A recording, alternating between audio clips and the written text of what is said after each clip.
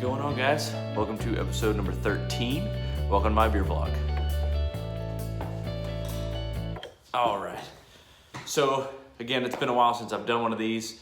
I'm pretty sure it's been way too long. I just miss doing these, and I make excuses about not doing them. So without further ado, welcome to episode number 13. Really was trying to figure out what beer I was going to drink today. This is Appalachian Mountain Brewery. North Carolina's got great beer. They've got some of the best craft beer, period. Yes, I live in the Atlanta area, and yes, we have some great breweries too. I tend to stumble upon great stuff from North Carolina all the time. This one's in Boone, North Carolina. And then this one's a local brewery that when I was working for Volkswagen, a buddy brought me. This is Southern Sky Brewing Company, which is, if you're familiar with the Marietta, Kennesaw area, this is near Cowboys. Yes, if you're in the Kennesaw area, there's a place called Cowboys. It's actually called the Electric Cowboy now. Got all swanky when they filmed, what's the name of the movie?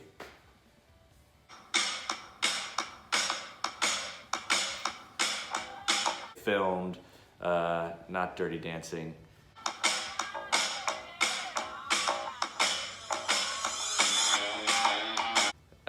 It's a Kevin Bacon movie. Everything's separated by Kevin Bacon.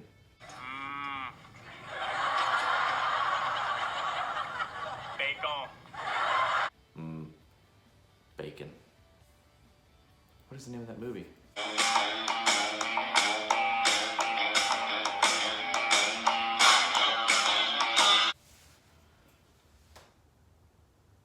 It's gonna drive me nuts. Ha! They filmed Footloose. I was thinking Dirty Dancing, another dance movie. Again, they filmed the beginning of that movie in the Electric Cowboy. But this place is just down the street, and I have not had it. This is One Up IPA. We'll try that one in a little bit, maybe. I haven't decided which beer I'm drinking, and I'm running out of beer in my beer fridge, frankly, when I'm disappointed in myself. It is not full of bad beer, just full of all stouts right now. This one is Red Brick, which has recently changed its name back to its original name, the Atlanta Brewing Company. So I don't know if I really want to drink that because it's got some OG stuff going on here. Let's see. This is the Georgia Aquarium partnership. This is Sea Otter Stout. It is a roasty American stout with a bold hop character. So in a moment, I'm going to decide which one of those I want to drink. I haven't decided yet.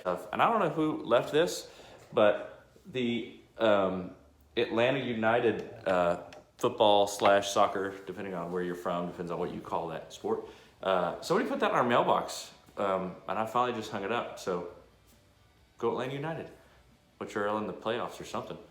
I don't watch a whole lot of sports, unless it revolves around University of Tennessee, the Philadelphia Eagles. That's really about it. I do love watching SEC football. My European Experience mug, if you can kind of see that with that angle. Rocking a little Audi. And I'm wearing my Solo Partners hat that Matt Bounce gave me. Thank you so much, buddy. I appreciate you and all you do and the hard work for the show you put on that I look forward to every year. And actually, thanks for helping me rock the Zero Status stuff. I greatly appreciate that too. Anyway, let's see. Let's get a beer poured. Let's see what's going on.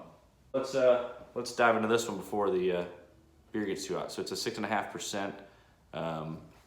Again, they partnered with Georgia Aquarium, which was really cool.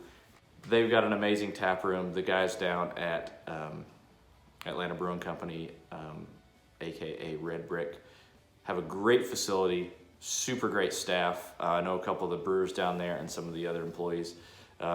Always awesome people. We do an event down there that I've talked about before, Beers and Gears, and it's always a fun time. I've missed the last few, and I hate it, mostly because I miss the people hanging out, and I love hanging out and drinking beer. I love social drinking so much. So let's get this thing poured and go from there. So let's move these two out of the way.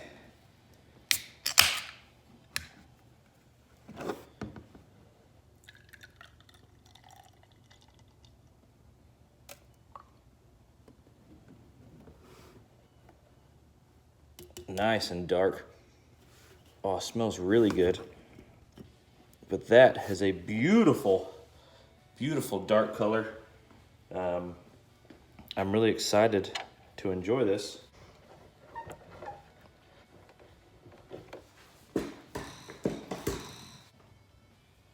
Alrighty, so we've got our beer here.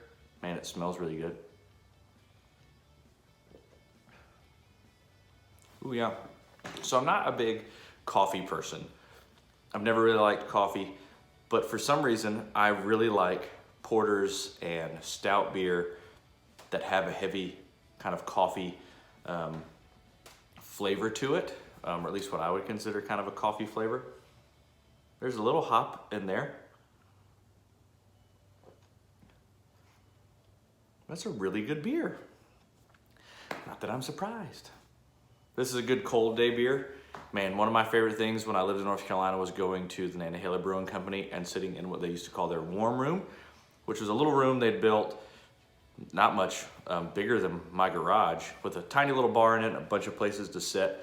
And it was the only place in the building that had heat.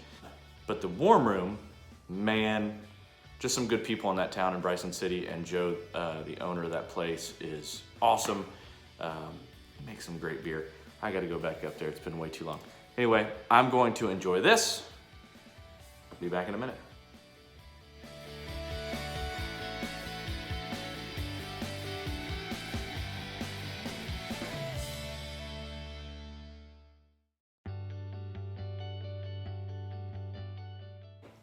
All right, so back to, it's a good beer. I gotta stop drinking those beers so fast.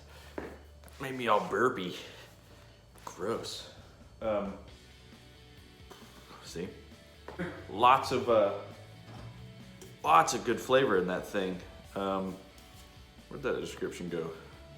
Roasty American Stout, bold hop characters. Definitely has a little bit of kind of, you can taste kind of that hoppy on the backside, but definitely a lot of that kind of coffee porter stout flavor that you would get in a really dark beer. That was really good, and that was a dark beer, like you couldn't see through it at all. I don't know if I showed you that well enough. So anyway, let's kind of talk about what I've been up to. Most importantly, I brewed my first beer ever. This is so exciting. Super, super awesome. Holy cow. Willie, AKA Jonathan, I cannot thank you enough for letting me come over to Bathtub Brewhouse. My buddy Willie has a brewery kind of sort of in his garage where he brews, and we do like beer tastings and stuff like that at his house. Every minimum once a year he does a kind of Halloween party at his house, and he gives away all the beer that he made, obviously because you can't sell it. Gives away all the beer that he made for free, like as a tasting, and everyone hangs out at his house. It is a great time. But Willie, man, he invited me over to the house. We'd kind of come up with this idea for a zero status beer. One being that he wanted to do what's called a zero IBU. And I may make this a really bad description of what a zero IBU is, but to my best understanding, the way that was kind of described to me is doing a zero IBU takes all of the bitterness out of the hop. So when you put in your hop and you're cooking you're boiling everything up, it goes in at a different amount of time for a smaller amount of time, if I've understood correctly. And again, I'm still learning how to brew, but man, it was so much fun. Willie made it super easy. He walked me through every process. I'm actually buying all of his setup here, hopefully in the next few weeks. I'm going to try to get that stuff to my house, and I'll have a section here. I haven't decided if it's going to be in the garage for now or in the basement where I'm building a bar.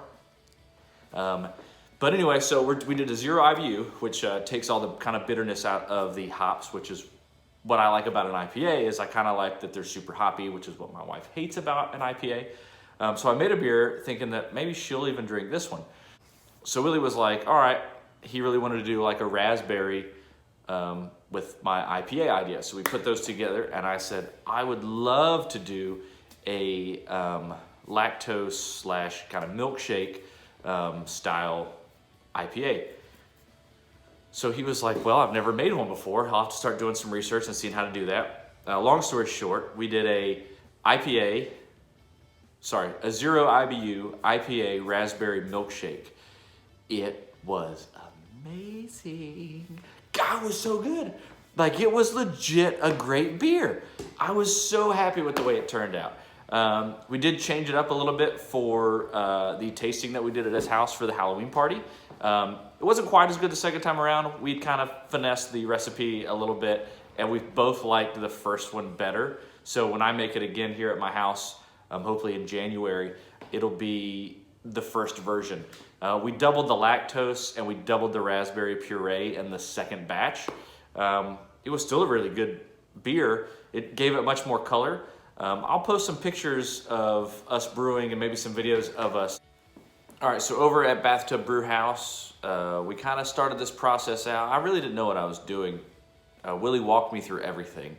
So I'm gonna have some videos kind of playing while I'm talking.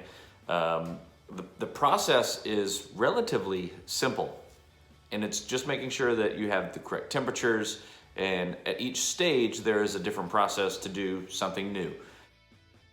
I didn't get a chance to film everything because I was really kind of trying to pay attention to what Willie was doing. So you can see here, like, the wort is being transferred from one location to the next. I didn't even get a video of us steeping anything. I didn't get a video of a whole lot really going on. I did get a video of us adding the hop.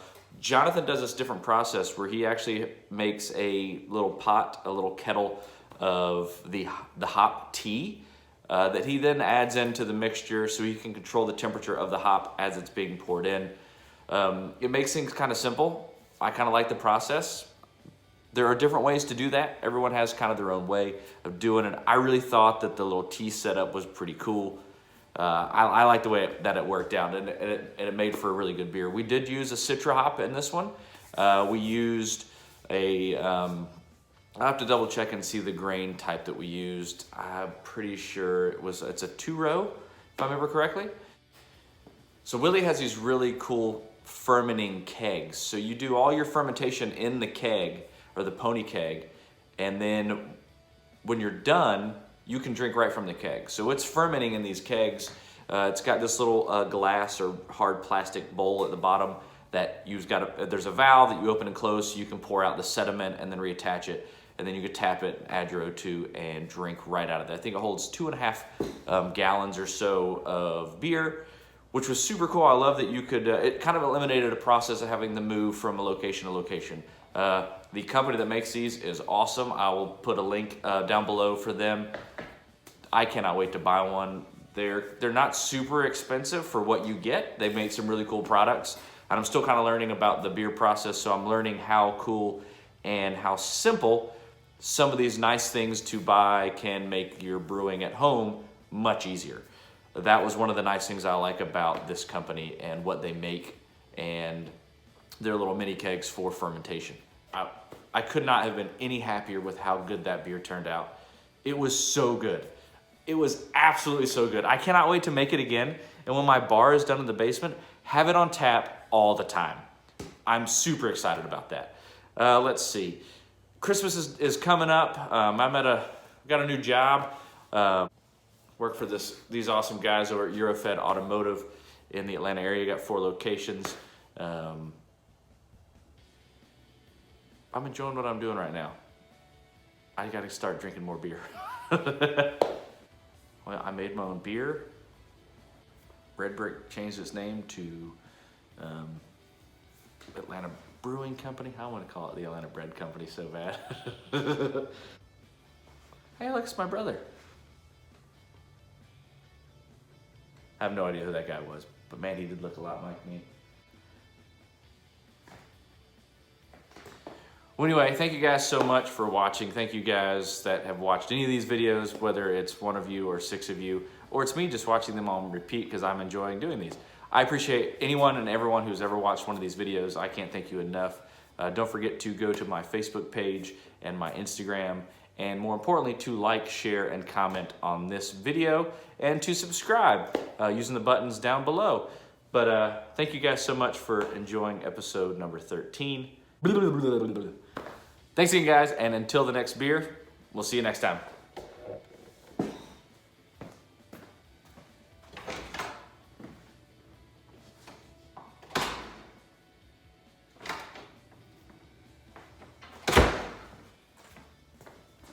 I'm my own cameraman, so I have to make these videos